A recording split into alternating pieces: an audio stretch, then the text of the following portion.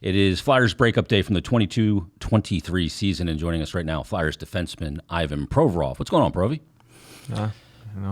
Not too much. You hate this day, don't you?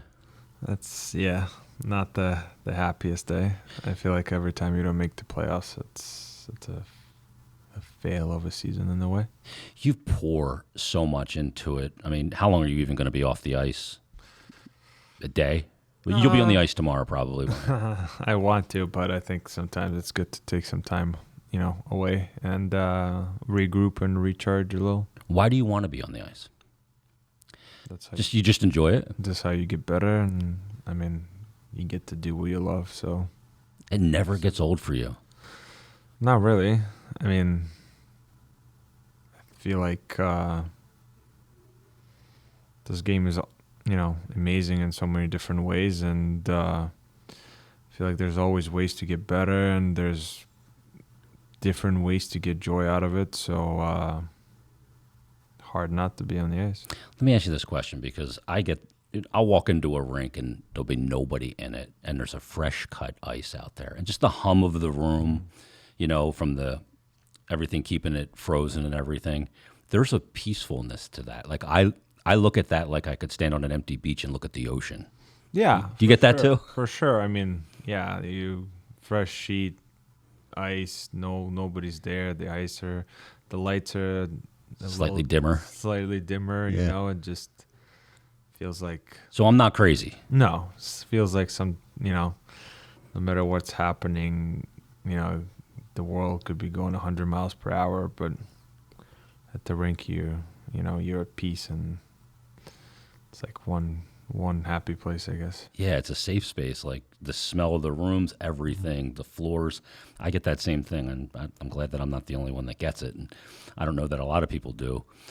The least shocking thing to happen this season is that you played all 82 games yet again. I mean, 7 years into your career, you've already played 532 games, and you average in that time 24 minutes and 5 seconds of ice time. How are you able to sustain this? It's probably being on the ice quite a bit helps. I think lots of training in the off season, lots of hours, and the time that I've put in even before making it to the NHL or playing in juniors. Not that I knew that it was going to turn out exactly this way. That I was started at 5 and I was going to be like, I'll be in the NHL, but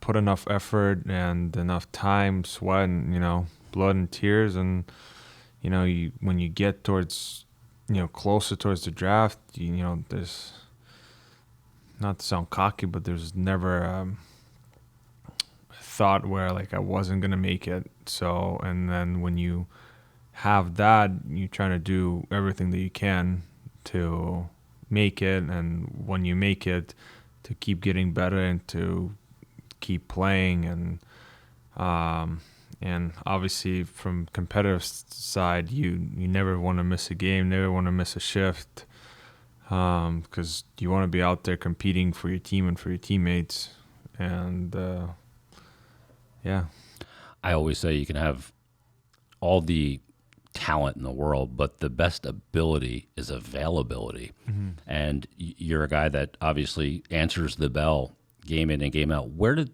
the work ethic come from? I mean, it's definitely, my dad, both of my parents work extremely hard.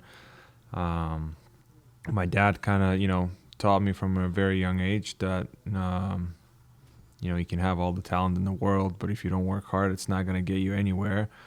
And every guy is talented in some sort of way here, in the NHL. So now, and some of the stuff you can't control, like the talent, some people have more, some people have less, but you can definitely control the work ethic, and you definitely can control the amount of hours you put, into your craft. And kind of has been with me from a very young age, and never left.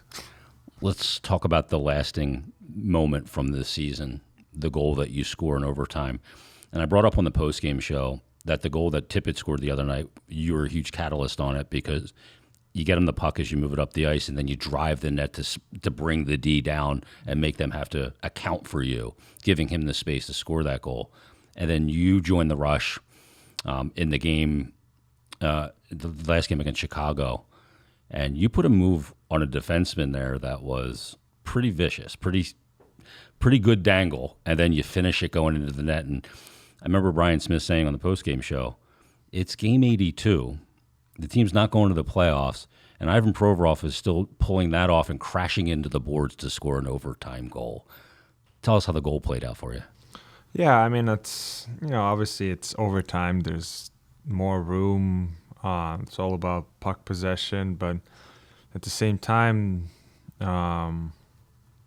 calculated risk there, right? yeah, I mean, at the same time, 3-on-3 doesn't always guarantee that you have a clear lane to the net, because obviously the people that go out there in overtime, everybody can skate, everybody can,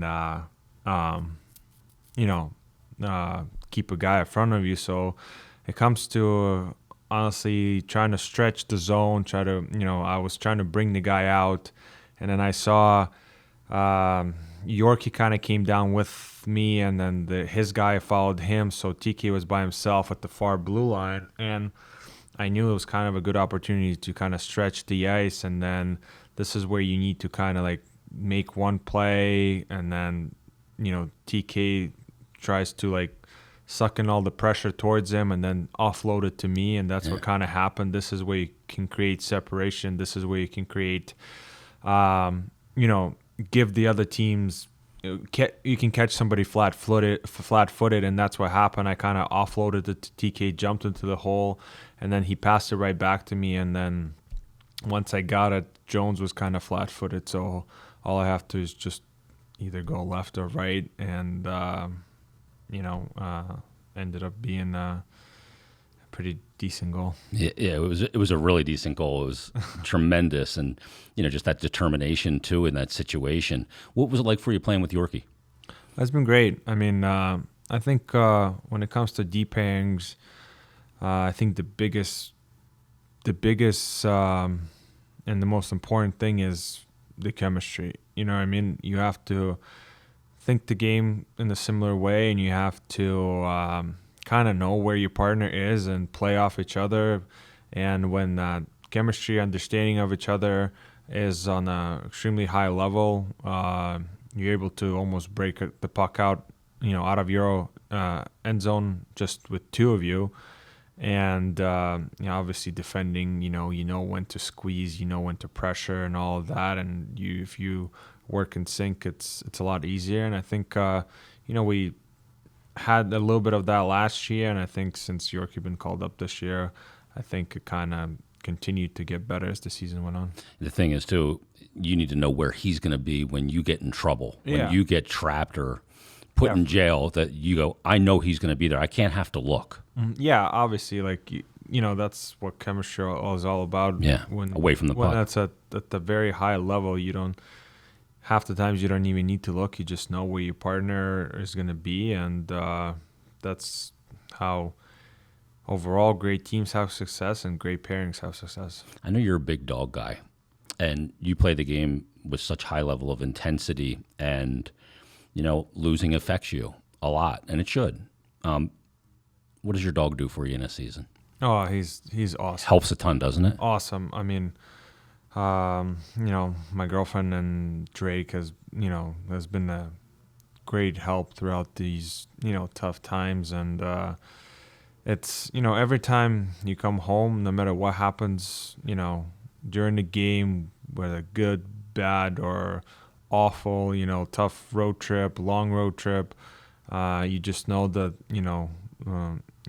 she's going to be home, and, Drake is going to be home, treating you like he's, it's the first time. Unconditional love. Yeah, unconditional love. No matter what happens, he's always going to be home to love you and, give you the happy moments. And, this is, it makes, every day and every game is a bit easier.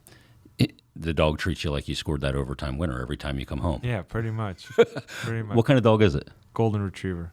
Okay. I have a white English cream, Yeah. and they are phenomenal dogs. Any thoughts about getting multiple dogs?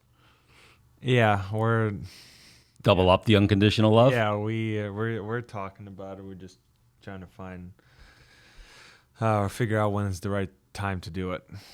You got to make sure you get a good vacuum cleaner when you have a golden retriever. I mean, When they shed the undercoat. hey, Oof. honestly, we have like 3 Roombas, 2 actual vacuums broke. It's insane, and you can brush them Doesn't matter. every day for half hour, an hour, and then there'd be like tumbleweeds of fur just all over the place. Yeah. It's insane. Looks like my floor is growing a beard sometimes. Yeah, pretty much. It's crazy, honestly, but yeah, you learn to kind of how to maintain it, but it's still gonna be somewhere. Yeah, they're the greatest thing in the world. Provi, have a great summer, man. Thanks for doing this, and we're looking for. I know you'll be back on the ice soon. There's nothing I can say to stop you, but I appreciate that you have the work ethic that you do. Thanks for doing this. Thank you.